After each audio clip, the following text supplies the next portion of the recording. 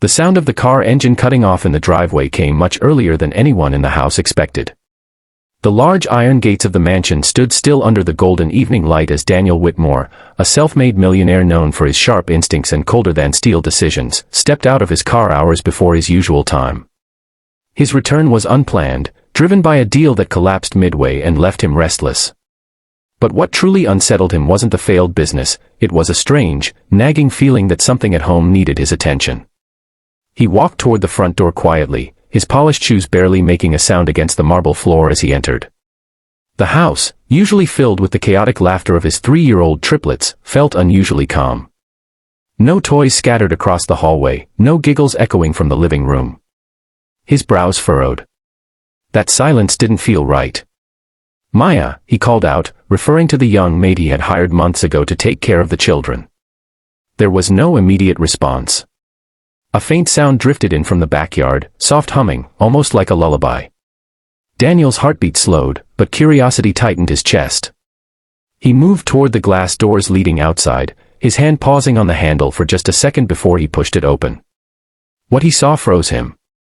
Under the shade of a large oak tree, Maya sat on the grass, her simple blue uniform slightly wrinkled, her hair loosely tied back. The triplets, his children, were gathered around her, not in chaos, not crying, not demanding attention like they usually did. Instead, they were calm, deeply calm. One of them rested his head in her lap while she gently stroked his hair. Another leaned against her shoulder, half asleep, while the third sat in front of her, listening intently as she hummed a soft melody. Daniel blinked, as if his mind refused to process what he was witnessing.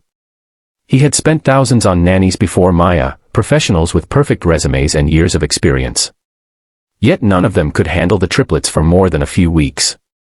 His children were restless, difficult, and emotionally distant ever since their mother passed away. They rejected everyone. They cried, screamed, and refused to be comforted. But now they looked peaceful. Daniel stepped closer, careful not to disturb the moment, but a twig snapped beneath his foot. Maya's eyes lifted instantly, startled. She quickly tried to stand up, gently moving the children, but Daniel raised his hand slightly. "Don't," he said, his voice softer than usual. The children turned at the sound of his voice. For a brief moment, Daniel braced himself for their usual reaction, fear, hesitation, or indifference. Instead, something unexpected happened. "Papa," one of them exclaimed, running toward him with a smile. Daniel's chest tightened. He knelt instinctively, catching the child in his arms. It had been weeks since they had greeted him like that. Weeks since they showed any warmth. His eyes flickered back to Maya, who now stood quietly, unsure of what to say. I was just putting them to sleep," she said nervously. "They didn't want to stay inside today." Daniel didn't respond immediately. He simply watched his children, really watched them. Their faces were relaxed, their eyes brighter, their energy different. There was something he couldn't ignore. "What did you do?" he asked finally. Maya hesitated. "Nothing special, sir. I just listened to them." Daniel frowned slightly. "Listened?" She nodded, gaining a little confidence. "They don't need toys all the time. They just want someone to sit with them, talk to them, hold them when they feel scared." Her words hit him harder than any business loss ever could. For a moment, Daniel felt an uncomfortable truth creeping in, the realization that despite providing everything money could buy, he had failed to give his children what they needed the most. Time. Presence. Love. He looked down at his son still holding onto his arm, then at the other two who had returned to Maya's side, clearly attached to her in a way that went beyond duty. "How long have they been like this?" he asked quietly. Maya lowered her gaze. "A few weeks, sir. At first, they didn't talk to me either.